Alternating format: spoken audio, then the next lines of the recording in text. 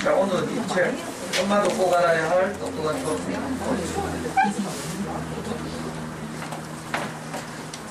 40초입니다.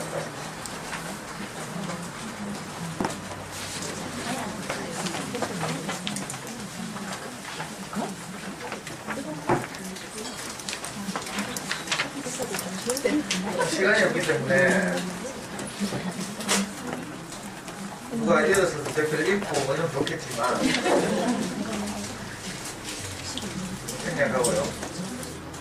이 3장의 제목이 잘못된 수학공부법 과감하게 바꿔라 이래가지고 몇 개의 작은 항목들이 달려있고요. 첫 번째가 계산 훈련보다 사고력 키우기에 집중하라. 둘째는 초등학생에게 쪽집기 강할 필요 없다. 선행학 그런 아이의 수준에 맞게 하라. 문제의 유형과 풀이 달달 외우게 하지 마라. 이런 내용으로 되어 있어요. 근데 이제 가장 중요한 것이 첫 번째 항목이죠. 이분은 이제 책을 편집을 이렇게 못하나 싶은데 미안한 말이지만 우리 아이가 수학 공부를 잘하게 하려면 첫째는 유전인자가 좋아야 된다.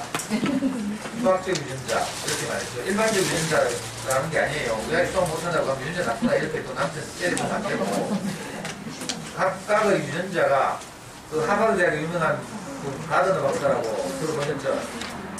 소위 말하는 다중지능 이론을 주장하신 분이에요. 우리가 70년대, 80년대까지는 학습 유전자, IQ라고 부르죠. 이것이 이제 아이의 학습 능력을 결정한다고 생각했는데, 이제 연구도 계속 진행되고 있는데, 이런 대학이 주장이 발전해서 이제는 여러 지능이 있다 이 말이에요. 다중지능이라고 부르죠. 예를 들면 운동지능 이런 것도 있을 수 있고요. 김연아나 뭐 이런 친구들 보면 또 다른 경우에는 언어지능이 뛰어난 아이들도 있고요. 또 암기 능력이 아주 탁월한 뭐 이렇게 다양한 분야의 체육지능도 있어요. 운동지능 이야기지만 예술 쪽의 지능 이런 것도 있고요. 어떤 애는 바둑을 귀신같이 떠요. 바둑은 정말 논리적인 게임인데 단지 논리적인 것만으로 되는 게 아니고 직관력, 창의력 이런 것도 있어야 되는데 그렇기 때문에 바둑을 아주 탁월하게 잘하는 그 프로 바둑 기사들 중에도 공부는 어마상 못하는 애도 있어요. 프로 바둑 기사 중에도 대부분 이제 머리가 좋으니까 공부만 하면 이제 뭐 성취를 잘 보이겠지만 그렇지 않은 경우도 있어요. 또 반대로 공부 어마상 잘하는데 프로 바둑 기사 중에 홍정현 씨라고 옛날 원로 기사가 있는데 이번 서울법대를 나왔어요. 근데 서울법대를 때려치우고 프로 바둑 기사가 됐어요. 근데 프로 바둑기에서는 별로 두각을 못 나타내고 그냥 사라졌어요. 그 아이들 재능이 여러 다양한 분야에 걸쳐서 이렇게 있는데 그 중에 특별히 우리 아이가 잘하는 그런 분야는 어딘지 이런 데를 우리가 관심을 가질 필요가 있고 이번 학기 강의의 그 큰 주제가 수학 공부를 어떻게 하게 할까? 그러니까 저는 이제 수학과 관련된 것에 제한해서 말씀드리니까 혹시 오해하지 마세요. 그러니까 수학 공부를 잘하는 첫 번째 길은 수학적 유전자가 좋아야 된다. 는 것인데 그러니까 싸하네. 근데 이거는 우리가 손댈 수 없는 부분이라서 그렇다고 뭐 결혼하면서 뭐 수학적 유전자 뭐 동사로 결혼할 수도 있고 또 뭐 아들의 머리는 뭐 엄마를 닮는데 있다고 소리 되고 그러니까 이건 우리가 손댈 수 없는 부분이라는 점을 인정하고 그렇다고 해서 유전자가 다 모든 걸 결정하냐 그렇지 않죠. 이 유전자가 모든 걸 결정한다고 이렇게 생각하면 이제 운명 결정론에 빠져요. 팔자에 빠지고 이렇죠. 그렇지 않고 그것이 많은 부분을 결정하긴 하지만 그러나 후천적으로 그 어떤 그 환경에서 어떤 자극을 받고 자라느냐에 따라서 그에 가진 그 탤런트의 범위를 훨씬 더 잘 개발할 수 있는 거죠. 그래서 처음 유전자가 가장 중요하다 이 말은 제가 농담삼아 한 말이에요. 그걸 너무 진지하게 듣지 말고. 혹시 이제 잘 안 되는 분들은 이걸로 위로하라고. 그리고 이제 우리가 진짜 주목해야 될 부분은 이제 후천적으로 우리가 어떻게 우리 아이들의 그 타고난 재능을 사장시키지 않고 잘 개발해서 자기 최선을 다하게 할까. 이게 이제 우리 수학공부의 목표죠. 재능이 일정한데 막 천재적으로 이렇게 잘하길 바라면 안 되고요. 평범한 아이를 보고 초등학교 학년 때 정석 공부시키면 안 되죠. 그런 거 하는 아이들 가끔 있어요. 수성들 가면. 근데 그걸 전부 따라 하죠. 수성들 가면 저 뭐야, 그 학원이는 뭐고, 철대학원 이런 데 가면. 아니면 또 인사고 진학관 있죠. 그다음 5학년, 6학년 애들이 고등학교 수학의 정석을 공부하고 있는 애들이 있거든요. 그건 천재들이 천재들. 근데 대부분은 걔들이 그렇게 하는데 우리 애는 그만하면 안 되니까 어떻게 해요? 어떻게 하지? 에이씨, 옆집에 맨날 수학 100점 맞고 이런데 우리 집은 못 맞아. 그럼 어떻게 해요? 엄마들이? 더 열심히 하죠. 더 많이 하고. 그런 이데올로기가 지금 우리 엄마들 자녀교육 세계에 완전히 편돼 있어요. 아이들 그만큼 하는데 우리 애는 그만큼 안 되니까. 그럼 어떻게 해요? 더 열심히 해야 그만큼 하지. 이런 논리. 이게 미친 논리죠, 미친 논리. 심지어는 잠수의 책에도 그렇게 써놨어요. 이거 보나, 이거? 잠수의 책에 보면요. 미쳤지. 내가 아무리 잠수의 출신이지만. 여기 보면, 못 찾게. 못 따라가는 더 많이 시키래. 이게 제정신이 아니에요. 그래서 오늘은 이 책을 통해서 제가 이제 엄마들한테 지난주에 뭐라고요? 칭찬과 격려가 필요하다. 진짜 수학 공부를 잘하게 하려면 남들과 비교해서 잘하는 게 아니라 우리 아이가 가진 재능을 잘 살리려면 이 말이에요. 수학 공부를 그렇게 잘하게 하려면 가장 먼저는 칭찬해야 되죠. 근데 칭찬할 수 있어 없어요? 있어? 있는 사람. 우와, 보수네, 보수. 방에 안 들어가도 돼, 이제. 화상.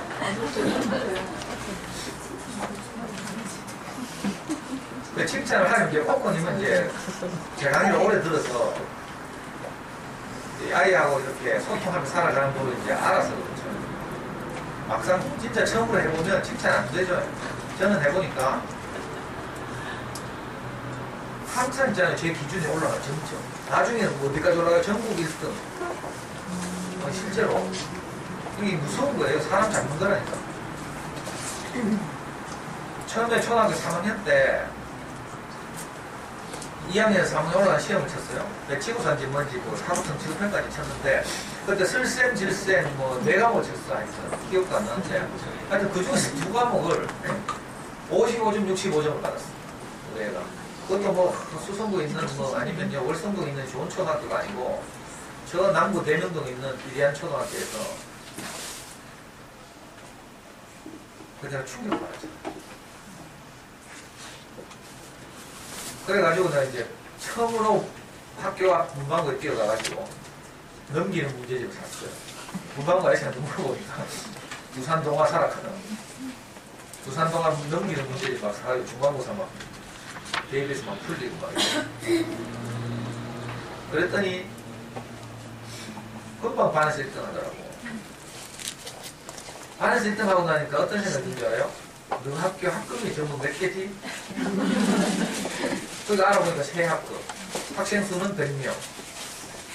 학급에서 1등 해봐야 뭐 30몇 명 중에 1등 뭐 이러니까. 그 다음에 가면 100명 중에 1등 해야지. 이 생각이 드는 거예요. 자연스럽죠. 이게 점점 커서 어떻게 돼요? 나중에는 우리 고3 때, 고2 첫 모의고사에서, 고1 첫 모의고사에서,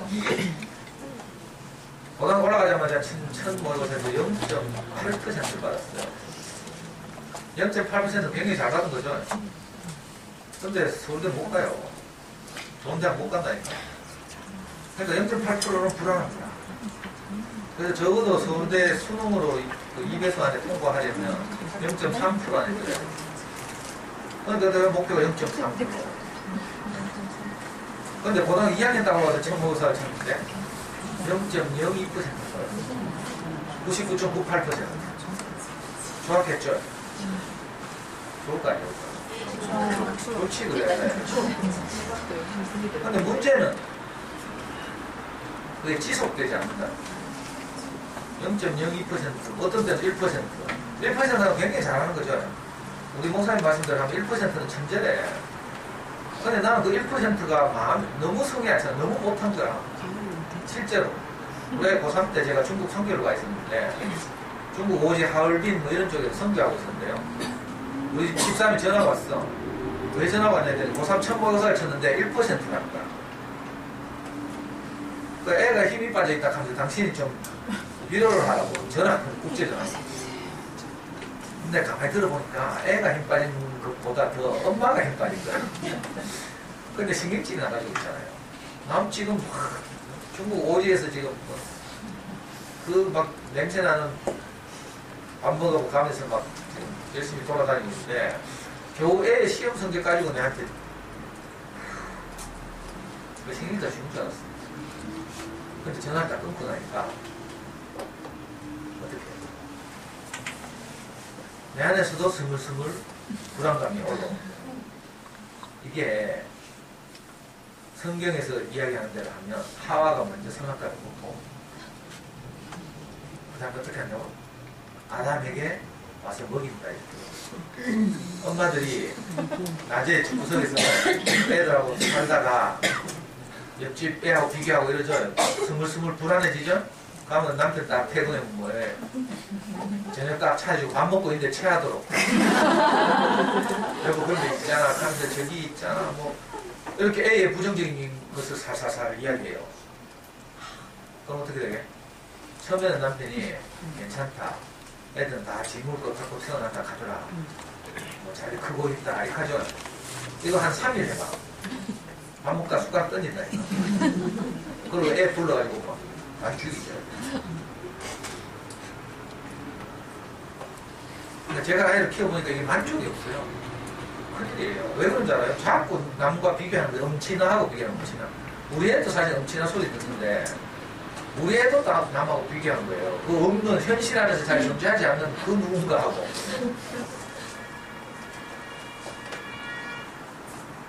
그러니까 이게 무슨 얘기가 될까요? 칭찬과 격려를 해야 되는 그만큼 어렵다 이 말이에요. 그냥 되는 게 아니에요. 혹시 여러분들 하고 있으면 대부분 립 서비스지 속으로 안 그러면서 이건 또 애들이 귀신같이 알아요. 엄마가 진심으로 자기를 존재해서도 인정하는지 아니면 지금 립 서비스하고 좀 있으면 미친년 늙힌 다 안다니까.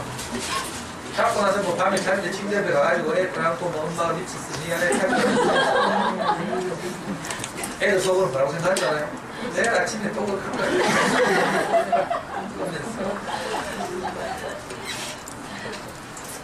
그래서 그냥 칭찬과 격려가 너무 육아서 자녀교육 서적에도 많이 나오고 그러니까 당연하게 그렇지 이렇게 머리로 이해하지만 그게 내 삶에서 실현되려면 어떻게 해야 된다고요?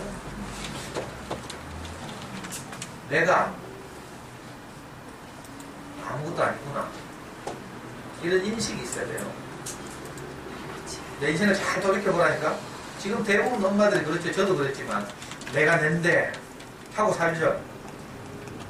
그래요. 내가 낸데 하더라고. 난 내가 낸데 진짜 철없을 때 20대 대학교 4학년 때 27살 때 진짜 그렇게 생각했어요. 저는 중고등학교를 안 다녔죠. 공장에 다니면서 검정고시에서 대학에 들어갔어요. 그리고 출세하러 도서관에서 공부해야 되는데 그거 안 하고 내 운동권 했거든.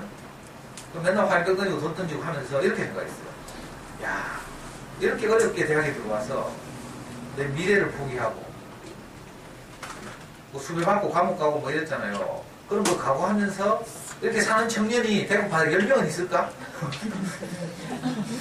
10명만 있으면 내가 죽겠다 뭐 이런 치기 어린 생각을 한 적이 있어요. 그러니까 내가 내다 이렇게 살았죠. 근데 요즘 내가 철 들고 나서 보니까 제가 인생에 대해서 좀 눈 뜨고 저 스승도 만나고 배우고 이러다 보니까 알게 된 중요한 사실 하나가 모든 사람이 다 내가 낸데 하면서 산다는 거예요. 난 전업주부도 뭐 살림이나 하고 빨래하고 이런 것만 그런 거 없는 줄 알았다. 근데 제가 만나보니까 다 내가 낸대하더라고. 남편 앞에서 시댁에 대해서 자기 의의를 세우고 자기가 한 것을 기억하고 이렇게 살죠. 그것 때문에 어떻게 보면 우리가 살아있는지도 모르고. 근데 아이하고 관계에서는 사람과 사람이 관계할 때는 이게 있으면 큰일 나요. 엄마는 이렇게 잘했는데 이게 있으면 애는 엄마 아래서 자유롭지 못하죠. 항상 주눅 들고. 그러니까 진짜 칭찬하려면 엄마가 낮아져야 된다. 이렇게 말씀드립니다. 이게 제 실제적 경험이기도 한데, 저는 사실은 진짜 뭐 건강으로 살았거든요. 성실하지 못하고. 진짜 뭐 세상 말로 하면 재수로 제가 대학에 들어갔고, 뭐 종교적으로 이야기하자면 진짜 하나님 은혜로 제가 겨우 대학에 들어갔어요. 중고등학교도 못 다니고 진짜 검정고시 한 것도 기적 같고요. 대학도 미달로 들어갔다 했죠. 입시 정책이 좋아가지고. 사실 제가 그런데, 그러니까 다 은혜죠. 근데 불구하고 내가 뭐에 속아가지고 내가 멘대하고 그렇게 사람들 대하니까 내가 제일 잘 듣는 말이 뭔지 알아요? 금방 지났어. 그 다음 까칠하다. 비에서 원래 까칠하다. 그러니까 아이한테 나가는 말은 다 그런 거였어요. 근데 내가 정신을 차리고 나서 보니까 그게 아니더라고요. 아, 내가 많은 사람들의 도움으로 이 사회의 은혜로 내가 이렇게 지금까지 잘 살아왔구나 이런 생각이 들었고. 그래서 우리 아이 앞에서 내가 이제 아빠는 미달로 들어갔다. 닌 정말 잘하고 있다. 이 말을 하게 됐어요. 내 자신이 이제 주접하기가 되고 나니까. 그 후로 아이가 저 안에서 이제 살아 숨쉬는 거예요. 아빠는 되게 미달로 갔잖아. 우리가 늘 하는 말이. 그렇다고 해서 제가 무시를 받냐 그렇지 않아요. 남들이 뭐 저에 대해서 어떻게 평가하든 상관없이 저는 늘 그 자리에 있죠. 남들이 저를 뭐 칭찬한다고 제가 막 높아지겠어요? 왜 그놈이 부장에 가면 욕하고 마누라한테 반찬 표정하고 늘 그 사람이 그 사람이에요. 남들이 막 칭찬하면 막 올라갈 것 같죠. 그게 생각이지 생각. 또 남들이 나를 낮춘다고 내가 내려가겠어요? 그 있는 자리에 있는 거지. 그러니까 혹시 엄마들 사이에서 어떤 년이 나를 짚거든. 그 때문에 속상해가 엄마들 막 고민하고 이러더라고. 관계가 안 돼가 막 이사각각하고. 어떻게 생각하면 돼요? 누가 높인다고 내가 높아지겠으며 누가 내린다고 내가 내려가겠느냐 이렇게 생각하면 나는 나지. 누구의 평가에 막 왔다 갔다 하는 게 아니에요. 우리는. 그러니까 내가 얼마든지 낮아져도 내가 손상받지 않아요. 내 자존감이 침해받지 않는다. 더군다나 사랑하는 아이 앞에서. 그러니까 엄마는 이걸 못하는데 니는 어떻게 이렇게 잘해? 이 말이 나올 수 있어야 되죠. 그러려면 정말 내가 야 나는 정말 못했는데 이런 제정신을 차려야지. 엄마도 초등학교 때 돌아가서 어떻게 했는지 잘 생각해보면 코막 흘리고 이랬죠. 요즘 네이버 밴드 때문에 뭐 동창 모임 이런 게 굉장히 활성화되어 있더라고. 현지 출신이고 저하고 같이 성경부 모임 하는 어떤 아줌마가 있어요. 지금 웨딩 뷔페를 운영하는데 이 아줌마가 이제 토목초등 출신이라 그러니까 맨날 밴드들가 동창 모임을 자기 뷔페에서 하기도 하고 막 그게 재밌어가지고 계속 밴드 막 내가 같이 뭐 모임 하다가도 뭐 밴드에서 울리는 특이한 그 메시지 있잖아요. 띠링띠링 하면서 막 그거 보고 그래가지고 옛날에 초등학교 때 남자애들이 자기를 좋아하는 애를 했을 때 그래가지고 그라이 모임 갔잖아요. 가보니까 옛날에 공부도 못하고 코도 막 흘리고 이런 무심아들이 전부 막 잘 자라가고 있잖아요.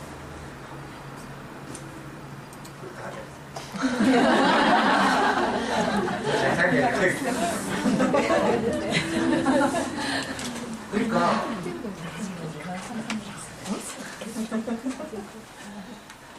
그래 공부 못해도 괜찮다니까. 초등 때 코 올리고 막 이거 잘 자라. 엄마도 그랬죠. 애들 앞에서 막 자기가 뭐 전능자인 것처럼 막 엄마는 모든 것을 다 하는 것처럼 군림하지만 사실은 우리 어린 시절 돌아보면 막 연약하고 뭐 당황하고 두렵기도 하고 이랬잖아요. 학교 가면 스트레스 받기도 하고 또 특히 수학에 관해서는 엄마들 진짜 어려움을 많이 겪었겠죠. 자, 그 기억을 되살려서 내 주제 파악을 해, 주제 파악. 이게 가장 중요해요. 그래야 아이 앞에서 내가 내 있는 그대로 보일 수 있죠. 낮아진다는 말도 사실 의미가 있어요. 낮아지는 게 아니라 사실 우리가 별 것 아니죠. 어떤 면에서. 아이를 살리려고 해봐요. 내 안에서 나올 말이 한마디도 없어요. 아이가 정말 어려움에 처했다. 그럼 우리가 하는 말은 기껏 뭐 네이버 검색어가 알아낸 말 그것 또한 지나가리라. 애가 어려우니까 뭐 남들도 다 해 하고 이건 위로가 안 돼요. 엄마도 정말 위로가 필요할 때 누가 남들도 다 그래 하면 위로 됩니까? 안 돼요. 우리 아이들한테 그런 일반적인 말밖에 못하면 아이들이 용기를 얻거든요. 혹시 지난주 강의 안 듣는 분들 꼭 들어봐요. 어떻게 하면 내가 아이를 칭찬할 수 있는가? 내가 아이보다 못하면 칭찬이 가능해요. 또 다른 하나는 정말 내가 아이의 성적과 상관없이 엄마가 자존감으로 충만하면 정말 엄마가 만족하고 행복하면 내가 다른 사람에 대해서 넉넉하게 칭찬할 수 있어요. 다른 애가 잘했다는 소리 들으면 기분 나쁘죠? 겉으로는 와 하고 축하한다 하고 한국사 하지만 속으로는 막 그래서 친구들 엄마들 모임에서 자기 자식 100점 맞았다 뭐 올백이 되면 자랑하면 안 돼요. 그러면 다른 사람에게 상처를 주는 거야. 자랑은 저한테 하죠. 저는 누구라도 칭찬할 수 있어요. 아 진짜로 작은 일도 우리 아이들 칭찬할 일 진짜 많거든요. 분단장 그래도 칭찬 마음껏 해도 되죠. 분단장은 그거 얼마나 어려워요. 부반장 학기 초에 특히 부반장 대신 많을 거라 아마 항상 쏴야지 점심. 그러니까 누구한테는 마음껏 자랑해도 괜찮아요. 아버지한테 부모님한테 친정 부모님한테 마음껏 자랑해도 되죠. 세상에서 부모님이 거의 유일하게 자식이 자기보다 잘 되기를 바라는 어떤 존재예요. 부모 말고는 없어요. 그러니까 아무 데나 가서 막 자랑 못하겠죠. 자랑 지키니까. 그러니까 아이가 우리 앞에 와서 마음껏 이렇게 칭찬받고 존재감을 인정받을 수 있으려면 우리가 진짜 부모가 돼요. 부모가. 학원 교사나 뭐 엄마들이 이거 너무 역할을 많이 하느라고 엄마의 역할, 엄마의 위치를 떠나서 대부분이 이거 뭐라 하나 옛날에 대치동에서 로드 매니저 이렇게 불렀죠. 길에서 차 대고 있으면서 이 학원 보냈다가 내려오면 픽업해서 또 저 학원으로 옮겨가고 막 이렇게 연예인 그 따라다니는 애들 있죠. 어제 기사인 거 보니까 뭐 네이버에 보니까 훈남 매니저 뭐 베스트 5 연예인 매니저들이 훈남이 있네. 엄마들 애들 매니저 역할을 하고 엄마 위치를 벗어나 있어요. 그러면 이 칭찬이 안 되죠. 칭찬이 안 되잖아요. 그럼 기가지고서 더 못해요. 특히 초등학교 저학년 때까지가 가장 중요하죠. 유아 시기에서 초등학교 3학년 시기가 수학 앞에서 아이의 태도가 결정되는 시기. 그때 대부분 엄마들이 막 쥐 박으니까 애들이 엄마 앞에 주눅이 들어서 자신감을 상실하고. 그래서 이거 지난주 말씀드렸고요. 자, 저학년 시기에 그러면 아이들 기를 안 죽이려면 또 하나 필요한 거 칭찬과 격려가 필요한데 그러려면 엄마가 주제 파악을 해야 된다. 내 어린 시절을 돌이켜보고 나는 얼마나 어려웠을지 한번 회상해보고요. 또 엄마의 실제 성적표도 좀 띄가지고 냉정함에 붙여놓고 자 이렇게 할 필요가 있고 오늘은 이제 우선 엄마들이 가지고 있는 수학 공부에 대한 관점, 목표 이게 바뀌어야 돼요. 여기 오늘 이 책을 제가 보자고 한 이유가 그런데 잘못된 수학 공부법 이렇게 말하고 있죠. 제가 중학생 엄마들한테 추천하는 책 중에 이거 도시에서 어제 나오신 분들 알겠지만 99% 중학생 99% 아이들이 99% 공부하고 있다. 중학생 99% 중학생 99% 중학생이 공부하고 있다 이런 책이 있어요. 이거 대치동 학원과 선생님들이 쓴 책이에요. 99% 중학생이 공부하고 있다. 무슨 말인가 하면 특히 수학 공부 관련해서인데 그 책을 제일 끝에 보면요. 중학생들이 풀어볼 테스트 문제가 1학년용, 2학년용, 3학년용이 달려있어요. 거기 보면 아주 이제 좀 뭐랄까 수준 높은 문제들이 달려있어. 중학생한테 절대 그거 사서 풀면 안 돼. 그거 풀어서 50점 넘기가 했거든요. 왜냐면 그런 문제를 풀어내야 고등학교 수리 영역, 수학, 수능 영역에서 제대로 된 점수를 받을 수 있어요. 그런데 중학교 때까지 전부 학교 성적은 성실히 하고 중간고사 공부하고 하면 한 90점 이상 받죠. 이게 내신이라고 하잖아, 학교 시험. 자, 그런데 막상 생각하는 힘을 이제 측정하는 고등학교 수학 능력 시험, 수능 시험 또는 뭐 수능 모의고사들 같은 것들 쳐보면 아이들이 생각하는 힘이 전혀 자라지 않은 채로 그냥 학교 교과 과정을 성실히 따라간 것만으로 점수가 잘 나오니까 만족하고 이렇게 살다가 딱 올라가는 거예요. 그러니까 큰 충격을 받죠. 제가 첫 강의 때 오리엔테이션 때 모의고사 전국 평균을 보여드렸어요.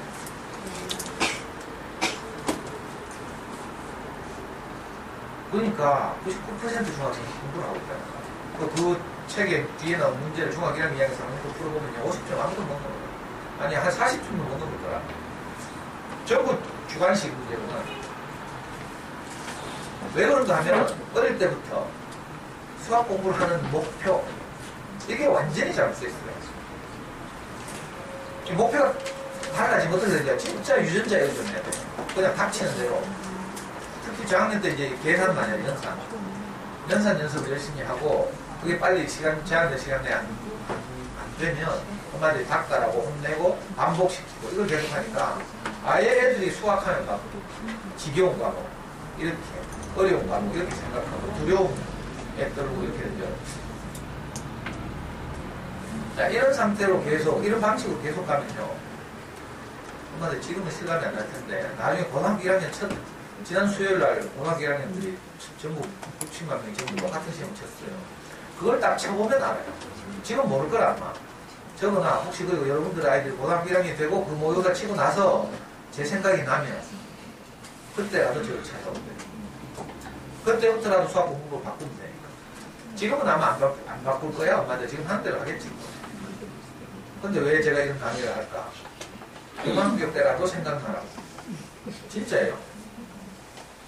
그래서 수학 공부 목표가 어떻게 되는가 하면 생각하는 힘을 자라게 하는 방식으로 바뀌어야 되죠. 자, 왜 그래야 되는가를 제가 엄마들 설득하기 위해서 이 표를 가지고 왔어요. 이건 잠순의 책에 나오는 표인데 여기 이 표부터 봅니다. 이 표를 보시면 잘 봐요. 자, 연산의 비중이 어떻게 돼요? 갈수록 학년이 높아갈수록 어떻게 되고 있죠? 줄어들고 있죠. 처음에는 당연히 뭐 1학년 들어가면 뭐 수 가르기, 수 모으기 이런 것부터 시작해서 전부 수 계산하는 것부터 시작해요. 그런데 학년이 올라갈수록 점점 그 비중이 줄어들어서 중학교 때는 어떻게 돼요? 연산의 비중은 30%밖에 안 돼요. 이 연산도 인수분해 뭐 이런 거죠. 그리고 고등학교 가면 어떻게 돼요? 더 없어져. 연산은 거의 없어요. 그리고 실제로 수능시험 출제하는 한국교육과정평가원이라는 기관이 있어요. 그 기관에서 대학 교수들을 불러다가 저 강원도 어디 유소스테 그 선도 같은 데 집어넣고 수능시험 출제하게 하죠. 3개월 동안 감독하고. 알아요 이거? 또 시중에 나오는 모든 참고서를 주고 이 참고서에 안 나오는 문제를 만들어라 이렇게 줘요. 자, 그렇게 할 때 이 사람 그 교육과정평가원에서 대학 교수들에게 출제 지침을 내려요. 수학 관련 출제 지침 중에 하나가 뭔가 하면 정답이 2자리 점수를 넘지 않게 하라. 이런 지침이 있어요. 물론 이 지침은 해마다 조금씩 바뀌어요. 근데 대부분의 해는 정답이 2자리 수 안으로 들어오게 하라. 이렇게 문제를 내요. 수능시험 30문제가 나오거든요. 30문제. 그 중에 주관식 문제가 5개 있어요. 나머지 25문제는 오지선다행이고 주관식 문제가 5문제가 있는데 자, 주관식 문제 애들이 못 풀 거 아니에요. 당연히. 연산에 목숨 걸다가 수학 다 싫어하고 그랬는데 어떻게 주관식 문제 풀겠어요. 못 풀니까 찍을 거 아니에요? 찍을 때 어떻게 찍어야 되냐고. 131에 찍으면 무조건 틀린 거야. 맞아, 정답이 두 자릿수 안에 있는데 그 찍더라도 확률하게 12 이렇게 찍어요. 12. 뭐 12 좀 있어 보이잖아요. 아니면 20 찍고. 뭔가 이렇게 복잡한 계산을 통해서 나올 만한 어떤 숫자. 내가 왜 이 말을 하는가 하면 그만큼 단순해진다 이 말이죠. 생각하는 힘이 딱 있어서 문제를 딱 보고 그 직관력과 창의성 이런 걸 발휘해서 해법이 딱 떠오르면 계산 발휘 굉장히 쉽죠. 수능 문제는 원래 아주 질이 양질의 문제예요. 질 나쁜 문제는 어떤 거예요? 별건 아닌데 막 계산 복잡하게 하는 이런 문제 짜증난다. 애들이 문제 풀다 짜증난다는 문제가 있어요. 이런 문제는 정말 질 나쁜 문제죠. 수능에는 그런 문제가 하나도 없어요. 정석에는 그런 문제가 가끔 있어요. 애들 괴롭히려고. 일부러 정석이 좀 어렵다는 인식을 들게 하려고 정석의 그 각 단원 끝에 가면 연습 문제라고 있는데 거기는 가끔 그런 치사 문제들이 있는데 수능 문제는 절대로 그런 게 없어요. 그러니까 연산의 비중이 점점 줄어든다. 연산은 계산은 수학이라는 과목의 기초이긴 하지만 거기에 목숨 걸어가지고 이게 아예 수학이라는 과목 자체를 싫어하게 만들면 큰일 난다 이 말이에요. 연산 비중이 점점 줄어들고 있으니까 너무 부담 갖지 말고 또 하나는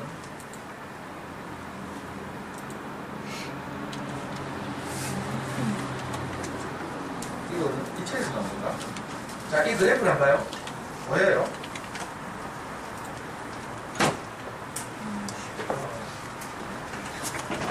자, 수학이라는 과목의 난이도가 초등학교 때는 아주 쉽죠, 사실은. 그러다가 중학교 2학년 때부터 급속도로 문제가 수학이라는 과목이 어려워져요. 점점 추상적이 되는 거예요. 여기서 우리가 뭘 이렇게 찾아내야 되는가 하면 지금 아무리 잘해도 생각하는 힘이 자라지 않으면 저 난이도가 높아지는 그 시기가 아무 소용이 없어요. 그러니까 지금 놀려도 돼. 어차피 똑같은 일이에요. 평균 발표 평균 고등학교 1학년들이 60만 명이 치는 수학 성적이 보통 32점, 31점. 오지선다의 문제니까 찍으면 20점 나오는 시험에서 30점대 초반의 평균이 나와요. 왜? 생각하는 힘이 자라지 않고 그냥 닥치는 대로 공부하고 학교 그냥 시험 성실하게 하다 보면 물론 엄마도 소박한 생각에 학교 시험에도 잘 받아야지 뭐 이렇게 생각하지만 잘 받으나 못 받으나 똑같아. 나중에 돼. 점점 어려워서 진짜 어떤 시기가 딱 되면 아이가 수학적 사고력이라고 부르죠. 생각하는 힘이 자라는 방식으로 공부를 했으면 점점 여기에 적응하고요. 안 그러면 왕창 무너지죠. 저는 이런 실례를 너무 많이 봐서 좀 미안한데 자꾸 이런 예를 들려고 하니까 옛날에 우리 애 중학교 다닐 때요. 대명중학교 다녔는데 거기서 전교 1등, 2등, 3등을 꼬쟁이 끼놓고 하는 가시나들이 3명 있었어요. 우리 애는 중간고사 때까지는 꼭 전교 2등을 하더라. 근데 수행평가까지 합치니까 전교 7등을 간 거야. 그러니까 신경질을 그 다음부터 우리는 내신 공부 학교 공부 안 했어요. 아무래도 안 되는데 근데 이 여학생들은 딱 다니는 학원도 정해져 있었는데 웅진 빌딩인데 가면요 한미학원이라고 있어요. 종합학원인데 그 대명동 일대 사는 애들이 제일 많이 가는 학원이죠. 거기서 한 달 전부터 중간기말고사를 대비하는 거라. 여학생들이 또 얼마나 햇살이 있어요. 그러면 시험 딱 치면 전교 1, 2, 3등 요 세 명이 딱 정해져 있어요. 이런 거 아니에요. 윤지원, 황소희. 사람이 생각한다. 저는 저렇게 공부하면 안 됩니다. 알고 있어요. 자, 졸업식은 어떻게 되겠어요? 얘는 다 단상으로 상 받았어요. 우리는 밑에 박수 치고. 근데 고등학교 때 애는 한 대로 그리고 제가 우리 애가 영상고등학교 갔어요. 여기 이사 오면서 영상고등학교 갔는데 2월달에 담임이 면담하러 갔어요. 이야기도 자주 했죠. 담임 선생님이 애 그 학교에서 올라온 그 대회비 있잖아요. 학생생활 기록부 엄마들한테 안 보여주죠. 밀봉해서 그 고등학교 가요. 그걸 뜯어가 딱 꺼내가지고 우리 애를 보면서 저한테 이렇게 말합니다. 명예기는 중학교를 6.6 몇 %로 졸업했네요. 이거 성적으로 한 사람 반에서 한 3, 4등 하는 수준입니다. 이렇게 하더라고요. 6몇 %입니다. 그래서 제가 그 말 듣자마자 이렇게 말했어요. 기분이 좀 나쁘대? 네가 뭘 모르는 거니까. 그 재단 이사장 아들이야. 우리 그 담임이 주시인데 영남고등학교 재단 주시 재단이야. 그때 젊은 총각이었는데 32살입니다. 그래서 제가 그 선생님한테 이렇게 말했다니까. 진짜로 싫어요 이거. 선생님 1년만 지켜보십시오. 우리 애는 장기적으로 보고 이 과정을 준비해왔기 때문에 중학교 때 내신에 연연하지 않았을 수 있습니다. 1년만 기다려보시면 아마 다른 모습을 보게 됩니다. 이렇게 딱 했다니까. 그렇게 했어요. 그하고 3월 첫 주가 둘째 주에 3월 둘째 주지 고등학교 학년들이 전부 똑같은 시험 1, 2, 3학년을 다 쳐요. 수요일, 요즘 수요일 날 치더라.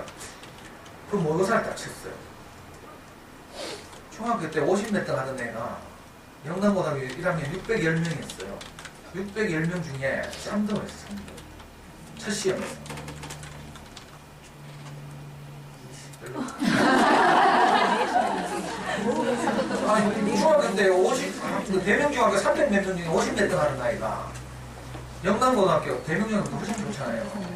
남자 부모들 로망이죠, 이건데.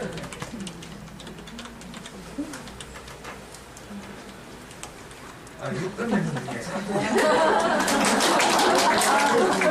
솔직한 얘기는 아니에요. 뭔가를, 여기서 뭔가를 캐치해야 돼. 뭔가 박수를 하고 있는데, 뭔가를 캐치해야 돼. 그러니까, 공부를 갈수록 잘하게 하는 방식이 있고, 갈수록 성적이 점점 떨어지는 그런 방식이 있어요. 우리는 고등학교 가서 공부를 열심히 했냐, 그렇지 않아요. 우리의 말로, 오늘 우리 애 서울에서 내려오는데, 막 가슴 뛰어요. 한 달만 내려오니까 50%. 근데 우리 애가 하는 말이, 이번에도 우리 카메라를 찍는 겸이 엄마, 겸이가 이번 고등학교 갔죠? 야자가 막 힘들고 막 이렇다고 하니까, 우리 애가 하는 말이, 나는 야자 너무 행복했는데. 야자는 공부하는 게 아니고 애들하고 친구들하고 논이라고, 수다 떨고 논이라고 너무 행복했는데. 실제로 영남고등학교에서는 30명인가를 뽑아가지고 따로 독서실이라는데 집어넣어요. 여기 뭐 페인트 하얗게 칠해주고 독서실 책상 우리 애 걷어가지고 한 이틀 하지만은 난 여기 정신 뽑는 거 못하겠다 해가지고 내가 빼냈잖아. 이렇게 찾아가가지고. 그러니까 그냥 보통 아이들하고 학교도 생각했어. 그래서 지는 막 고등학교 때 야자 시간이 너무 행복했대. 가끔씩 월장해가지고 PC방도 가고. 나는 감쪽같이 몰랐지. 나중에 지나고 나서. 그냥 고등학교 가서도 막 짜다가 성실하게 열심히 뭐 이렇게 한 건 아니에요. 근데 단지 공부 방식이 갈수록 잘할 수 있는 방식. 그리고 열심히 하고 지금 성적은 잘 나오지만 갈수록 성적이 떨어지는 방식이 있어요. 제가 첫날인가 겨울인가 1월달에 2월달에 그런 말씀 드린 게 있죠. 최선은 뭐라고요? 지금 학교 성적도 잘 나오면서 눈에 보이지 않는 숨은 실력도 준비되어 가고 있는 아이. 이게 최선의 아이다. 차선은 학교 성적은 비록 좀 안 나오더라도 숨은 실력이 잘하고 있는 아이. 이게 차선이죠. 최악은 뭐예요? 숨은 실력도 없는 것이 학교 성적도 안 나오는 거 최악이죠. 차악은 뭔지 알아요? 숨은 실력이 없고 학교 성적은 그나마 나오는 게 차악이죠. 우리 애가 두 번째는 밑에 위에서 두 번째. 그리고 학교 성적은 잘 안 나오지만 뭐가 준비되고 있는 거죠. 그러니까 갈수록 성적이 오는 거예요. 우리 애는 가만히 있었어요. 지페이스대로 했어요. 다른 애들이 자꾸 떨어져서 우리 애 전국 숫자가 자꾸 올라왔다니까. 고등학교 2학년도 0.02% 나왔다 했죠. 왜 그래 나오지 않아요? 우리 애는 가만히 있었어. 근데 이과 애들이 쭉 빠져나가니까 저절로 0.02%가 된 거예요. 이과 애들 사이에서. 만약 이과 애들 같이 있으면 0.02% 안 되고 그냥 한 0.2%, 0.3% 정도였을 거라. 그러니까 가만히 있어도 저절로 성적이 오른다니까. 이렇게만 하면 안 믿으시죠? 그냥 보통처럼 하면 갈수록 성적이 떨어져요.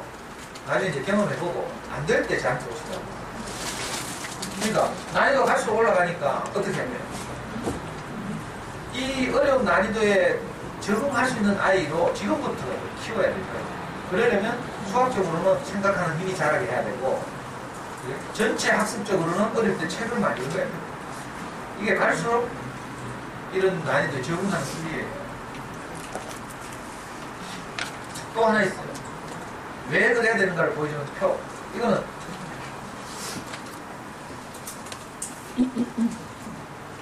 자, 교과 과정별 수학 공부량을 도표로 나타낸 거예요.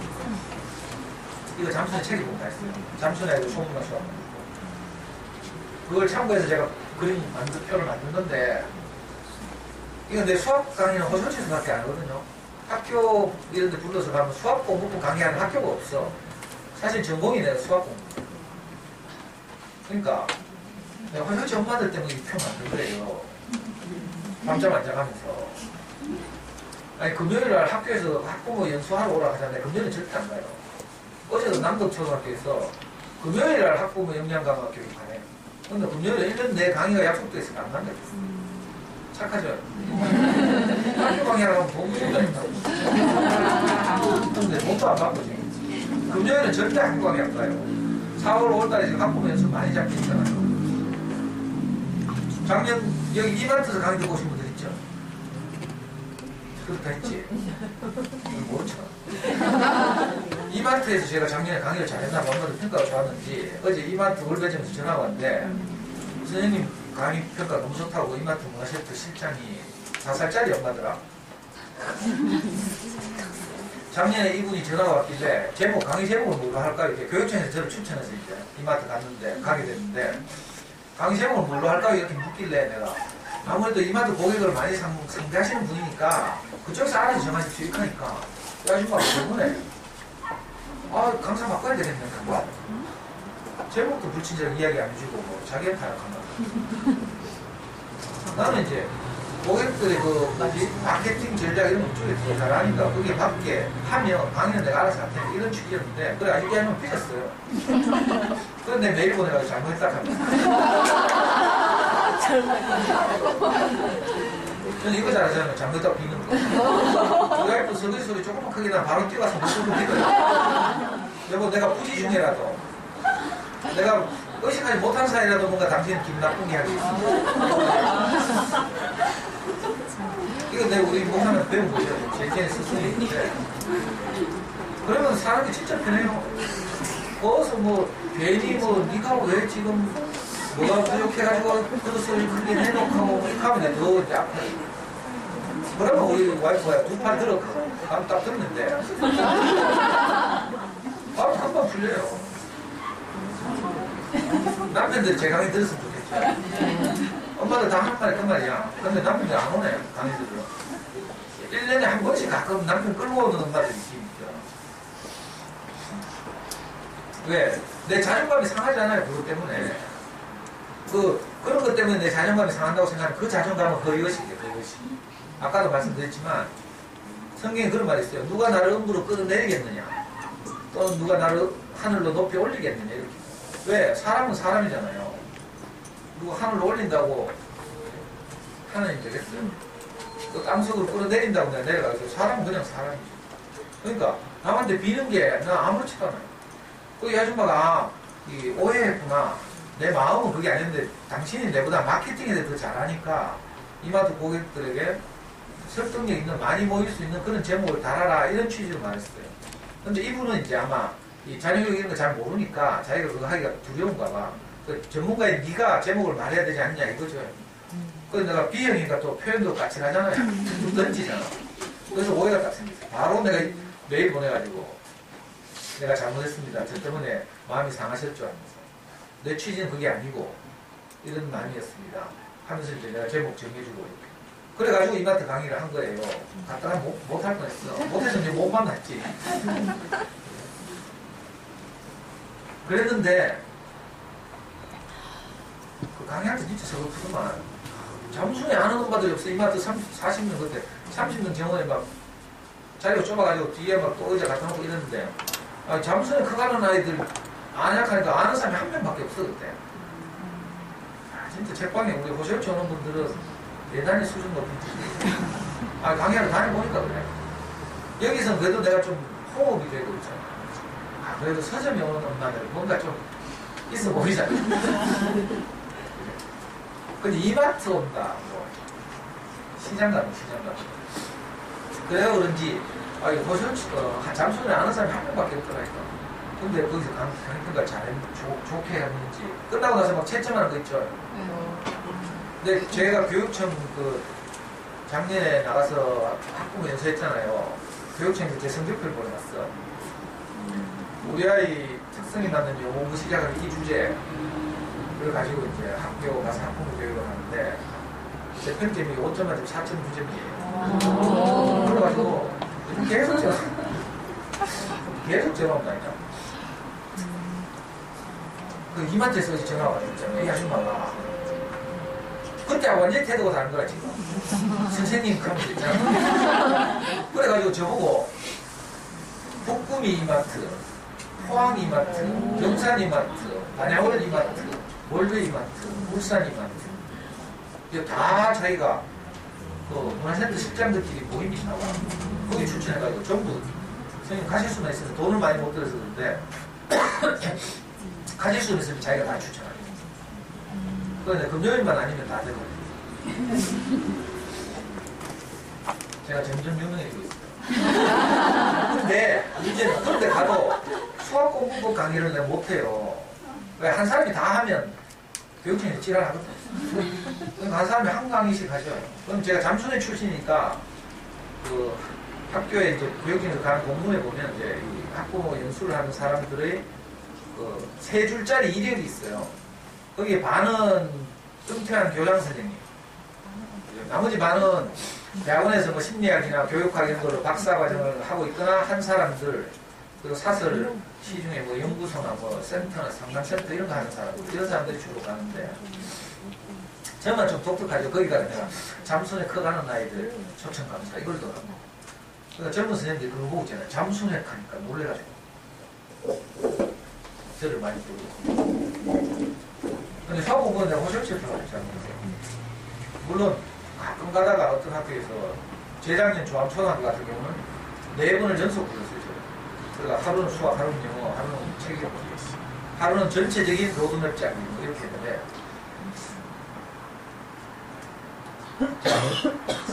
제 자랑하느라 공부하기 싫었어요. 초등 수학 공부 양이 초등학교 6학년 동안 열심히 하는 그 양이 그래프로 나타나면 한 칸밖에 안 돼. 무슨 말인지 이해가 돼요?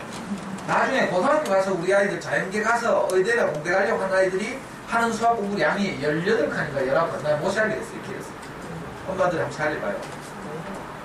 자, 초등 6년 동안 하는 그 수많은 공부가 한 칸밖에 안 돼. 근데 엄마들은 이 초등 6년 동안, 아니 6년 둘째 치고 초등학교 한 2, 3학년 때 옆집에 보니까 진도를 막 팍팍팍 나가고 있거든.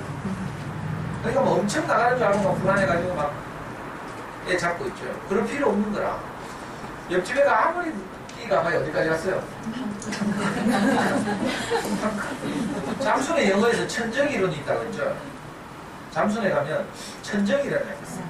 자, 6살 때부터 시간빠르게 잠수의 영어 하는 아이나 초등학교 5, 6학년 돼가지고 늦기 시작한 아이나 똑같은 거라. 언제 가면 어떤 수준에 딱 오르는 거라. 우리가 아이들 도울 수 있는 최대한의 수준이 있어요. 그게 천정이죠, 천정. 그 다음부터는 아이 지가 이제 얼마나 노력하는가에 달려요. 그 천정이론이라고. 마찬가지로 수학에서도 지가 초등학교 6학년 과정 아무리 잘 달린다 하더라도 기껏 한 칸이야, 한 칸. 난이도 아까 높아진다는 표를 보여드렸고 공부 양도 많아지죠. 그래서 실제로 고등학교 가면 자기 공부 시간의 대부분을 수학 공부를 해요. 중학교 때 가면 뭣도 모르고 뭐 과학 공부하고 뭐 실과 공부하고 가사 공부하고 뭐 이런 거 하죠. 초등학교 때는 그것도 몰라. 엄마들 체육 공부하고 막 그런 거 대학 가는데 아무 소용이 없어요. 대학 가는데 딱 뭐 하면 돼요? 국어, 영어, 수학. 요 3가지만, 3가지. 사회탐구, 우리 아이 때는 사회탐구를 4과목 했어요. 요즘 한 과목 하죠, 한 과목. 서울대가 국사를 필수로, 수능을 이제 원래 원래 고1 때부터인가? 작년 고1 때부터인가? 중3 때부터인가? 국사를 필수로 이제 수능에 지정하는 바람에 이제 이쪽이 2과목이 되는데 그렇다고 하더라도 그거는 책만 많이 읽으면 제대로 돼요. 나중에 이제 가르쳐 드릴게요. 국사 공부 이런 거 사탐, 바탐 언제 공부하는 거야? 고2 때까지, 고2 겨울방학 때까지, 겨울방학 직전까지 뭐 해야 돼요? 국어용 수학 공부해야 돼요. 근데 국어 공부는 고등학교 못해요. 시간이 없어. 그러니까 국어는 어떻게 해요? 어릴 때 책을 많이 해요. 그걸로 다 먹고 사는 거라. 그리고 고등학교 가면 자기 공부 시간의 70%를 수학 공부를 해요. 양이 너무 많아서. 그리고 짬내가지고 영어 공부 한 20% 한다. 나머지 10%는 뭐 자기 불안한 거, 이런 식으로.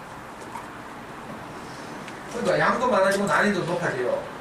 그러니까 이런 걸 소화할 엄마들 세상적인 말로 하면 그릇이 만들어져야 되죠.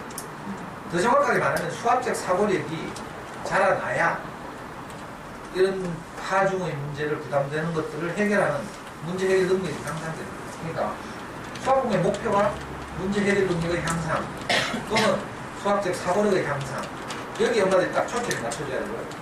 그러니까 지금 내가 우리 아이하고 하고 있는 이 짓이 수학적 사고력의 향상과 관계가 있는가, 아니면 오히려 생각하는 힘의 방해가 되는가, 이런 걸 찾습니다. 나는 불안하지만, 그래서 막 해대지만 이것이 결국 애한테 자존감을 낮아지게 한다든지 이런 것 같으면 안 해도 되죠. 연산은 안 해도 돼요. 특히 저학년 때는 성장 발달이 아주 격차가 커요. 초등학교 1학년 같으면 3월생이 있고 그 다음에 2월생이 있죠. 우리 애는 2월생이에요. 그 다음에 2월생. 그 앞에 아이들하고 같이 학교를 들어갔죠. 그러니까 애기지 애기.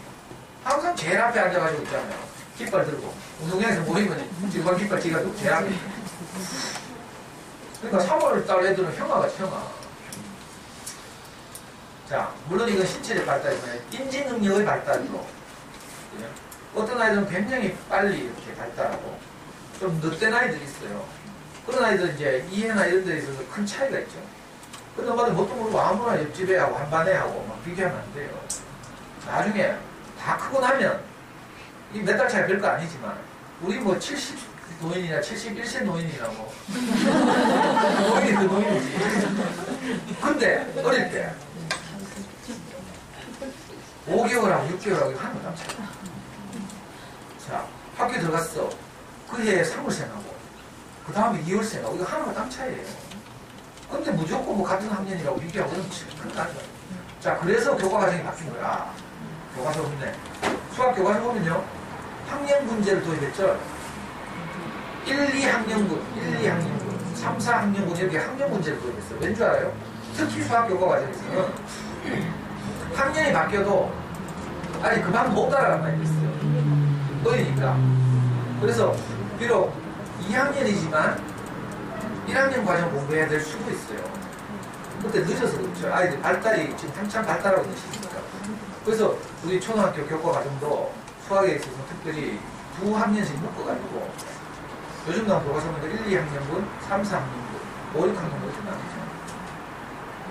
알아요, 이런 거? 이걸 고려한 거예요.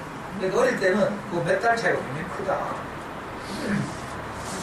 그러니까 너무 그 초등 시절에, 어린 시절에 아이의 그 수학적 진도 이런 데는 너무 신경 쓸 필요 없다 이 말이에요.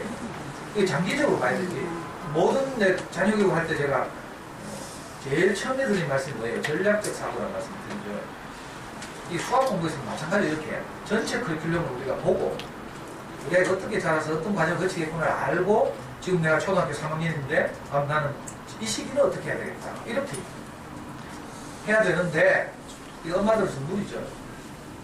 아빠들은 내가 말씀드리지만 조직 생활을 하게 되면 전략적 사고 훈련이 돼요. 전체 조직의 이익을 위해서 우리 부서가 해야 될 이런 것인가 이렇게 생각하는데 엄마들은 그게 아니고 당장 눈에 보이는 콩나물값 같고 즉자적이죠. 아무래도 눈에 보이는 미시적이죠. 경제학으로 말하면 미시경제가 있고 거시경제가 있어요. 전체 나라 살림살이 이거 거시경제에 속하죠. 근데 오늘 현재 물가도 그냥 이건 이제 미시경제에 속하는 거예요. 그 엄마들이 이런 데 발전, 미시경제, 조문 분야, 눈앞에 있는 문제. 근데 이제 제 강의를 통해서 이런 데 대해서 눈을 좀 이렇게 떠서 장기적으로 바라봐야겠죠. 자, 이런 것이 진짜 내 마음에 와닿으면 아, 오늘 내가 집에 가서 아이하고 연습을 하는 것은 최소한 애 혼내지 않을 정도로 기본적인 훈련 이렇게 하고 이건 시간이 흐르고 아까 말한 것처럼 성장 발달과 함께 점점 자연스러워져요. 어떤 아이들 계산을 굉장히 어려워하는 아이들이 있고 조금 지나면 다 잘하고요. 지금 엄마들 나이 되니까 다 계산 잘하죠. 우리 매기 엄마 진짜 비논리적이고 수학 못하는데 문과 출신인데 생일에서 물건 배달하자 오잖아요. 그럼 내가 봤잖아요. 상대 보고 항상 그 계산서가 들어있어. 그럼 저녁에 퇴근해 오면 항상 그 계산서 보면서 계산하고 있어요. 이 물품 명세표하고 실제 온 물건이 다 맞는지 가격은 맞는지 다 계산 잘하더라고. 여러분도 계산 다 잘해줘요. 혹시라도 뭐 계산 잘못하면 막 백화점 카운터 가가지고 포함되고 그 계산 잘한다니까. 그리고 학년 올라가면 계산 이게 별로 그렇게 중요해지지 않아요. 저학년 때나 특히 중학교 4학년 뭐 큰 수 나오고 막 이러면 머리 커질 것 같지만 그 시기 지나면 별거 없어요. 정답 중학교만 가도 정답 보면 다 루트 2, 0 문제 정답 다 이런 거예요. 그러니까 젊은 어릴 때 너무 연산을 못 내지 말라고요. 옆집 애하고 비교하지 말고 우리 아이만큼 하고 잘하면서 해야 될 것이다. 또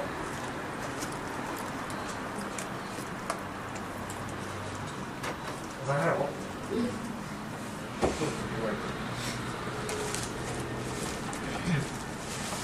자, 생각하는 힘을 자라게 하는 수학 공부. 이건 이제 이 책에 나오는 거였고요.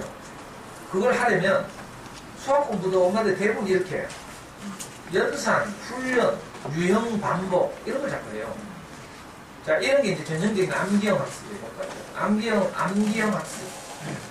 자, 입시를 치르는 세계로 가면 이거 보고 뭐라고 그런가? 양치기 학습이에요. 양치기 이야기 알죠? 그걸 빗대어가지고 양치기 학습이다 이 말이죠. 양으로 승부하는 학습으로 양치기 학습으로 조롱해요. 생각하는 힘을 자라게 하고 원리를 이해하는 공부를 하지 않으면 전부 똑같은 비슷한 유형의 문제를 계속 풀죠. 수학 문제집으로 말하면 중학교 때 제일 많이 하는 쌤 이게 전형적인 양치기 학습이겠죠. 이거 그 잠수내식으로 표현하면 드릴 문제집이 있고요. 똑같은 문제 잔뜩 집어넣어놓고 그렇게 계속 반복해서 푸는 거. 그럼 생각하는 힘이 자랄 겨를이 없죠. 그거 풀다가 1년 나가는 거예요. 그러니까 그런 스타일의 공부를 이제 암기형 학습. 자, 암기형 학습을 하면 어떤 일이 벌어진가 하면 반짝 효과가 있어요. 공부 완전히 안 하는 놈은 이래라도 하면 중간고사 성적이 올라.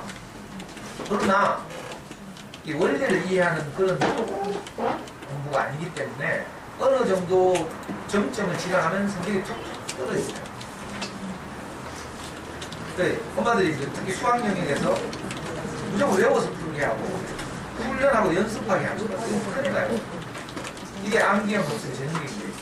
그러니까 우리는 어떻게 해야 되는가 하면 이렇게 해야 돼요. 탐구형 학습. 생각하는 힘을 자라게 하는 공부. 이걸 해야 돼요. 이건요, 시간이 흐를수록 점점 성취도가 향상돼요. 배종수 교수가 이 책 읽어봤어요? 아니, 잠수의 책은 안 읽어도 돼. 잠수의 책은 뭐 표 이런 건 제가 다 설명하면 되지만 이 두 책은 엄마들 마인드를 형성하는 책이기 때문에 꼭 읽어보라 했어요. 배종수 교수 책을 읽어보면 지난주에 뭐라고요? 야, 너는 수학 박사구나 이 소리 2번 들었다 했죠. 초등학교 때하고 중학교 때하고. 근데 어떤 그 다음에 중3 때인가 어떤 소리 들었대. 그렇게 막 칭찬 들어가면 칠판에서 문제를 잘 풀었는데 어떤 수학 선생님이 뭐라고 했다고요? 읽었네. 그래. 왜 이렇게 생각했니? 이게 물으니까 배종수 교수가 딱 말문이 막 수학을 좋아하고 머리 좋아서 풀긴 풀었어. 왜 풀었는지, 왜 이렇게 풀었는지 남들을 설득할 수 없는 거예요. 왜 이렇게 생각했니? 그래서 배종수 교수가 방송 같은 데 나오면 항상 하는 말이 아이들한테 이렇게 물으라고요. 맞았냐 틀렸냐에 주목하지 말고 맞았더라도 왜 이렇게 생각했니? 틀렸더라도 왜 이렇게 생각했니? 그러니까 목표가 수학 공부의 큰 목표가 생각하는 힘이 자라게 하는 거예요. 이게 되면 어떤 일이 벌어질까 하면요. 자, 어떤 우리가 이제 아이들하고 매일 규칙적으로 공부를 한다고 칩시다. 어떤 문제를 풀었는데 틀렸잖아요. 자, 그럼 엄마는 속상하죠. 저도 옛날에 그랬어요. 틀리면 속상하고 그러니까 나를 위로하려고 있잖아요. 틀린 것도 애 불러 물어봐. 그래가지고 뭐 계산 실수했으면 맞다 해주고 막 세목표하고 아무도 안 보는데 내가 위로받고 싶어. 너무 속상해. 근데 제가 눈 뜨고 나서 보니까 그게 아니고 틀렸더라도 애가 그 문제를 해결하기 위해서 끙끙거렸잖아요. 그러면 그건 뭐예요? 공부를 한 거죠. 이게 중요한 거야. 그래서 저는 그때 이후로 우리 아이한테 항상 뭐라고 말했는가 하면 우리는 틀리기 위해서 공부한다. 아는 건 당연히 아는 거죠. 아는 건 물론 익숙해지는 효과는 있지만 아는 것 때문에 애가 발전하지 않아요. 맞추는 것 때문에. 근데 저는 어릴 때 천박해가지고 그저 많이 맞추는 거죠. 그 남들 앞에 보이고 우리 집에 누가 놀러 오면 애 수학 시험지 채점해놓고 책상에 얹어놓고 좀 보라고. 오대나는 책 막 잘 보이는데 전시하고. 아이고 심장이 낯가지럽네. 그래서 제가 잘난 척하는 게 아니고 저는 여러분들보다 훨씬 더 실패를 많이 했어요. 사실은. 근데 이제 좀 철들고 나서 눈 뜨고 나서 보니까 그게 아니구나. 그러니까 우리가 성실하게 그 한 문제를 해결하기 위해서 자기가 지금까지 알고 있는 모든 수학적 지식 또는 사고력, 창의력 이런 걸 동원해가지고 낑낑거렸어요. 그런데도 결과적으로 틀렸어. 그럼 그거 공부한 거예요? 안 한 거예요? 그거 한 거예요. 그 과정을 통해서 생각하는 힘이 자랍니다. 오히려 실패가 오히려 훨씬 더 성숙합니다. 순탄하게 자라는 것이 내 인생을 풍요롭게 할 것 같지만요. 그건 좀 등 따시고 배부를 수는 있지만 나를 풍성하게 하지 못해요. 제가 해보니까 저는 좀 어린 시절 험하게 살았잖아요.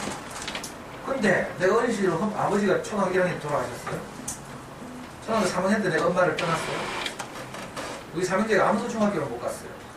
그리고 수많은 일들 겪었죠. 이런 저 공장 저런 공장 전전하고 뭐 많은 일들이 있었는데 내가 지금 와서 생각하니까 내 어린 시절 그런 경험들이 내게 너무 풍성한, 제가 강의를 해보니까 다 알겠잖아요. 또 누구에게 상담을 하거나 내가 사람을 살리려고 하니까 내 지난날의 수많은 실패, 좌절들이 훨씬 도움이 되는 거예요. 내가 그냥 무난하게 자라가지고 기공자처럼 커가지고 명문대학 나오고 이래가지고 그러면 뭐 여러분들 나한테 상담할 일도 없지만 그래가지고 누구 상담하고 배워 내가 할 말이 없어. 할 말이 나는 부실하게 자라고 뭐 공부하니까 되던데 이렇게 살아. 그럼 진짜 재수 없죠. 근데 제가 아이를 키우면서 수많은 실패를 하고요. 저도 진짜 내가 불안할 때는 채점하다가 애 틀리는 거 나오죠. 그럼 바로 거기서 머리 쥐바꾸죠. 바로 차고 옆에 앉혀놓고. 그래서 내가 도저히 이게 할 짓이잖아요. 그러니까 조금 정신 차리고 나서는 애 없을 때 채점, 애 학교 가는 거 채점, 애 잠들 때 채점, 애 잠들 때 채점하니까 자는 걸 내가 깨우더라니까. 밤 12시 넘었는데 채점하다가 열받아가지고 자는 거 깨워가지고 내 찬물로 세수하고 와서 오답 처리하고 그것도 안 되시더라고요. 그래서 애 없을 때, 학교 가고 없을 때 이런 경험을 저도 한 거죠. 지금 와서 막 진짜 내 그 인생의 이 목표가 바뀌지 않았으면 지금도 내 애한테 미안해 하겠거든요. 근데 이제 제가 조금 눈 뜨고 체리 들고 나서 애한테 한 말이 달라지고 나서 제가 우리 애한테 수학 공부 관련해서 항상 한 말 중에 가장 중요한 말이 이거였어요. 우리는 틀리기 위해서 공부한다. 꼭 기억해야 돼요. 우리는 틀리기 위해서 공부한다. 애가 틀린 문제 만났을 때 내가 이 마음이 진짜로 있으면 애가 혼낼 일이 없어요. 왜? 모르는 거 이런 게 발각돼야 되죠. 드러나야 되죠. 집에서 공부할 때 드러나야지. 중요한 수능시험에서 애가 모르고 있는데 재수를 맞추다가 수능시험에서 딱 틀려요. 그거 진짜 치명적이죠. 수능 수리형에서 한 문제 틀리면 4점 날아가는데 그럼 대학이 바뀌었죠. 경영학과 가려고 하면요. 서울대 경영학과 가느냐 연대 경영학과 가느냐가 수학 한 문제 가요. 그러니까 그런 게 미리 내가 공부하는 과정에서 드러나야 되죠. 공부할 때 재수로 다 맞아. 엄마는 위로를 받고 막 이랬어. 근데 막상 중요한 시험을 틀려봐. 큰 충격이죠. 그러니까 틀려야 우리 아이가 뭘 모르는지 어디가 약점인지 개념이 잡혀있는지 아닌지 이걸 내가 알 수 있잖아요. 그러니까 틀리기 위해서 공부하는 거예요. 장기적으로 물론 이제 자세한 공부 이야기는 이제 차차 할 거예요. 구체적으로 뭐 진행은 어떻게 하고 문제집은 어떻게 선택하고 커리큘럼 어떻게 짜고 이런 이야기를 진짜 할 텐데 먼저 지금 초반이니까 엄마들 많이 들어가고 급하신 분들은 제가 2년 전 강의를 우리 카페에 들어가서 들으시라고 했어요. 그러니까 수학 공부의 목표가 이렇게 바뀌어야 한다. 뭐로? 생각하는 힘을 자라게 하는 방식으로. 그러니까 수학 공부의 목표 문제 해결 능력의 향상 이렇게 말해도 되고 아니면 수학적 사고력의 향상 생각하는 힘 기르기 이게 목표가 돼요. 이걸 보고 그러니까 교재를 택할 때 저한테 물을 거 없죠. 우리 아이의 수학 성취 정도하고 내 수학 공부의 목표하고 딱 보고 거기에 적합한 교재를 보는데 이런 점에서 뭐 기탄 같은 거 고르면 안 되죠. 쌍값이 기탄 많이 하는데 뭐. 웬만한 방문 학습지도 집집마다 곤란이에요. 그러니까 엄마들이 알아서 창의적으로 소화해서 왜 그런가? 왜 생각하는 힘을 자라게 해야 되는가? 난이도가 점점 올라간다. 그리고 초등학교 때 공부량은 정말 아주 적다. 중고등학교 때 우리 아이가 만날 수업 공부 양에 비해 아무것도 아니다. 그걸 소화하기 위해서 난이도 높고 양도 많아요. 그리고 공부 방식도 유형에 익숙해지는 공부 방식을 양치기 학습이라고 했어요. 초등학교 때는 어떤 문제집이 있는지 모르겠는데 방문 학습지 대부분이 이런 유형이죠. 앞부분에 보면 전부 이거 드릴을 하게 돼 있어요. 뒤에 제가 잘 모를 때 싱크비 수학을 우리 아이 초등학교 저학년 됐다 했죠. 6살 때부터. 그나마 제가 눈높이 하고 뭐 몇 가지 비교해보고 싱크비를 했는데 싱크비를 보니까 정규적으로 발간한 그 교재 말고 뒤에 한 페이지를 더 호치기로 찍어가지고 주더라. 그 한 페이지가 두 문제가 나오는데 그게 바로 이른바 생각하는 힘을 기르는 고난도 문제 뭐 그런 거였죠. 요즘 말로 하면 문장제 문제 이런 거였죠. 그래가지고 내 싱크비를 했다. 왜냐면 그 앞에 모든 거 들었다. 똑같은 방법만. 그러니까 중학교 가면 전형적으로 그런 걸 보여주는 학습지가 삼천제, 쌤 이런 거예요. 삼천에 가면 그 카이스트 나와가지고 대치동의 수학 과외 전문으로 하는 분이 있어요. 요즘 활동하는 모르겠는데 이분이 유명한 분인데 이분은 수학을 잘 못하는 강남 아이들 대상으로 과외를 하니까 그 과외 선생님이니까 항상 이분이 추천한 문제집은 삼천제예요. 문제가 3,000개가 들었다는 거지, 한 문제집 안에. 그거 가지고 애들 계속 돌리는 거야. 고등학생들이니까 그런 데 성과가 좀 나기도 하고, 그렇죠. 아, 공부 안 하는 놈 붙잡아서 시켜야 되니까. 그게 유명한 그 과외 강사인데. 근데 문제는 엄마들이 우리 아이를 데리고 이렇게 발 맞춰가면서 수학 공부를 할 때, 이 사람 말을 듣고 3,000제를 막 하는 거예요. 그래가지고 잠깐 수학 게시판에 가면 이런 문제로 항상 논쟁 입장이 다르니까. 만약에 내가 자식을 키운다면 그렇게 하면 안 되죠. 자식을 키운다면 장기적으로 보고, 특히 초등학교 아이들 같으면 장기적으로 생각하는 힘을 자라게 할 수 있도록 너무 많은 연산, 드릴 이런 걸 통해서 아이들이 지치게 하면 안 됩니다. 다음 주에 말씀드리겠지만 특히 어릴수록 수학 공부는 재미있게 느껴야 돼요. 장기적인 목표가 이렇다면 그럼 저녁에 어떻게 할까요? 수학 공부가 재미있게 느껴야 되지. 재미있게 느끼려면 연산을 최소화시키고 문제를 가장 적게 하고 뭘 해야 돼요? 재밌는 장난감 같은 것을 많이 가지고 들어가야 돼요. 다른 그래프가 있는데 조금만 보여줄게요. 아이들인데 자, 요 밑에 보시면 유아, 초등, 중등, 고등을 거치면서 좌뇌, 우뇌 뭐 이런 말 많이 들었죠. 좌뇌는 논리적 사고, 그죠? 분석적 사고 이런 걸 하게 하는 데고요. 우뇌는 주로 뭐예요? 창의적 사고, 직관적 사고 이런 걸 하는 거죠. 그러니까 어릴 때는 절대적으로 우뇌 중심의 사고를 해요. 그리고 초등 때도 여전히 그렇죠. 이제 초등 고학년 중학생으로 가면서 좌뇌, 우뇌를 동등하게 사요. 자, 고등학생이 되면 좌뇌 중심적이 되죠. 수학도 이래요. 처음에는 부채물을 가지고 시작하는 거죠. 사실은 수학이라는 학문 자체가 일상생활, 우리 인간들의 삶에서 일어나는 일반적인 일들을 이게 이제 추상화시키는 작업이거든요. 그러니까 고등학교 가면 추상적 사고 이런 걸 해야 되죠.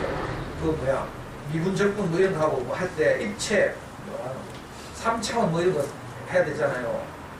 평면적인 이거 XY축이 있는 이것만 있는 게 아니고 이제 막 입체도 나오고 그렇죠. 그 추상적인 영역으로 들어가는데 어릴 때는 그렇지 않거든요. 그래서 어릴 때는 뭐예요? 뭐 교구로 하는 좀 그런데 교구를 많이 가지고 나요. 장난감, 수학과 관련된 장난감 이런 걸 많이 가지고 나가야 돼요. 그러면 재미도 있고 게임하면 되니까. 그래서 흥미를 이제 쭉 유발시켜야 하고. 초등학교 저학년 때도 그래서 처음 학교 가면 막 옛날에 바둑을 가지고 성냥개비, 문방구에서 파는 무슨 산가지 이런 거 가지고 오라고. 이게 구체물이기 때문이에요. 그리고 지금 바뀌고 있는 교과 과정이 4학년까지 바뀌었어요. 이른바 스토리텔링 수학 이렇게 뭐 크게 뭐 스토리텔링이라고 하는 거 짜다라 뭐 다른 의미도 없어요. 근데 뭘 강조한다는 거죠? 뭘 강조해요? 일상생활 안에서 일어나는 일들이 사실은 수학이거든. 그러니까 거기 새로 나온 수학 교과서 이번에 우리 겸연만 시켜가지고 교과서를 다 샀어요. 수학책과 수학의 긴 책을. 그냥 미쳤지. 우리 지금 대학생인데 4학년, 대학교 3학년인데 24살. 근데 초등학교 수학 문제집 다 샀다니까 교과서를. 그걸 봤잖아요. 어떻게 바뀌었는가. 그냥 뭐 안 보고 하는 이야기가 아니고. 그러니까 구체적인 스토리, 일상생활 속에서 일어나는 이야기들을 가지고 점점 어떻게 해요? 추상화시켜 나가는 과목, 이게 수학이에요. 그러니까 자판기 컴퓨터 뭐 이것도 수학이 들어있죠. 수학은 계산만 하는 게 아니라 식 세우고 뭐 이것만 있는 게 아니거든. 나중에 말씀드리겠지만 어떤 문제를 딱 만났을 때 이 문제를 해결하는 전략이 옛날에 우리는 식 세우고 같은 없는 줄 알았었죠. 근데 그게 한 8가지, 9가지 있잖아. 그 헝가리 수학자 폴리아라는 분이 제시한 대로 9가지 수학 해결, 문제 해결 전략이 있어요. 그걸 이제 아이들이 어릴 때부터 차근차근 연습하게 합니다. 그런 생각을 잘하게 돼요. 그러니까 목 다시 마이크를 자꾸 내려가 목이 다시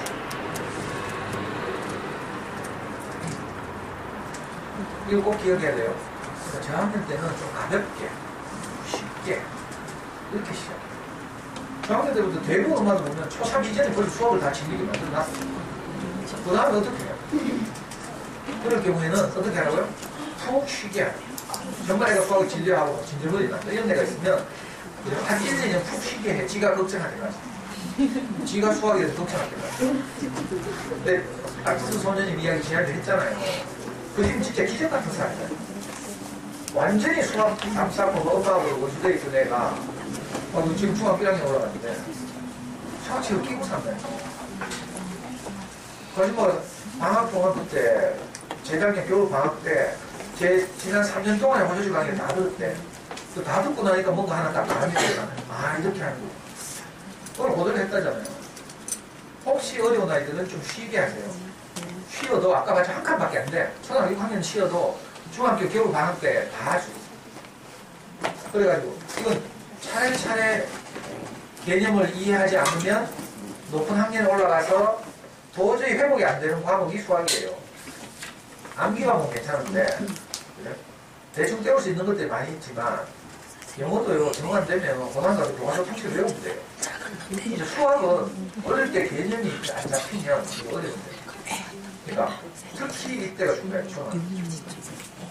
혹시 어려워하는 아이들이 있으면 엄마가 마음을 바꿀 때까지 좀 쉬어도 괜찮아요. 학생처럼 나 우리 수학 공부 하지 말자. 한 1년 쉽게 하라니까. 그리고 엄마만 계속 여기 나오죠. 그 엄마가 먼저 좀 아이하고 이렇게 관계를 잘 할 수 있게 되면 언제든지 가능한 것 같습니다. 방향이 바뀌거든요. 오늘 제가 말씀드린 것의 핵심은 애들 초등학교 1학년이야. 끝났어.